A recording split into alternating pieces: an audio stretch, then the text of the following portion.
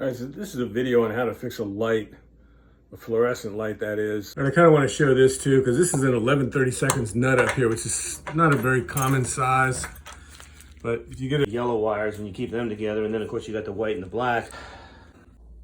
All right, so I went to Home Depot and I got the ballast, and I got a couple of these lamp holders. I got a couple of new ones because the old ones have been there for 50 years. And actually these things do get heat damaged, and I've busted a couple. Go back into that little nut right there. I'll have this thing 15 or 20 minutes. All right, so we're gonna do this step by step here. And the first thing you do is you take this out of the package and you get these wires out, and we're gonna separate these wires. We want the yellows separated from the reds and the blues.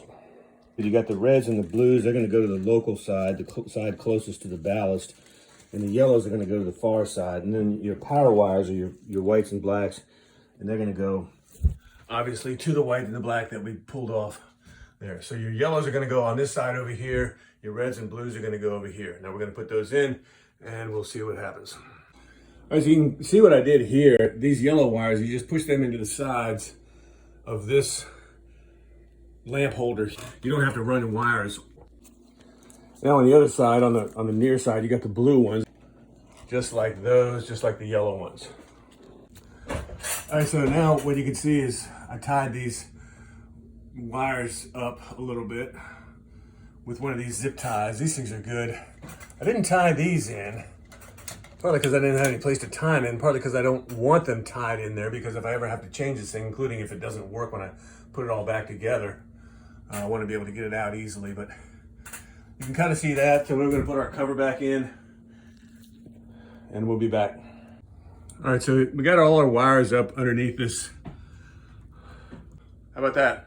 All right, so we got our ballast put in over there, and we've been smoke testing it for about 2 hours now, and it seems to be fine. One other thing I want to show you is that how to test these fluorescent bulbs, just in case you don't know if they're bad or not. I went ahead and replaced them anyway, since, you know, if you're replacing the ballast, you might as well replace the bulbs. And in this case, you know, there's this spot on like this one here, and I think there was another one, kind of a spot on this one. On the other end, yeah, spot on this one too. So you can kind of see that these things are at least starting to go bad, if not already bad. But the way to test them is, of course, with an ohm meter. And what we're going to do is we want to make sure that there's current allowed to go across here, but not just a total short. Okay, so you want about 2 ohms, maybe somewhere between 2 and 8 ohms. It can fluctuate a little bit. This is mercury gas in here, and you've got the starters inside the bulbs now. It used to be the starters were up in the appliances. They don't do that anymore. They put the starters inside the bulbs. That's why the bulbs are no longer 50 cents anymore, or $1. Now they're like $5, because they got the starter inside the bulb. And what you want to do is you want to test that. And the way you do that, okay, I'm going to show you. I can show you this way. You want to have, okay, here you have 0 ohms. You can see that. You got unlimited ohms. There's nothing going across here. Now, if you put this together, you're going to have an open circuit. You got no ohms. You got no resistance going across there. What you want is about 2 ohms, somewhere between 2 and 8 ohms. If I can show you that. See that? There's like 3 ohms, and it's bouncing up and down. 3, 4, 2. That's okay. Same thing here. 2, 2.6.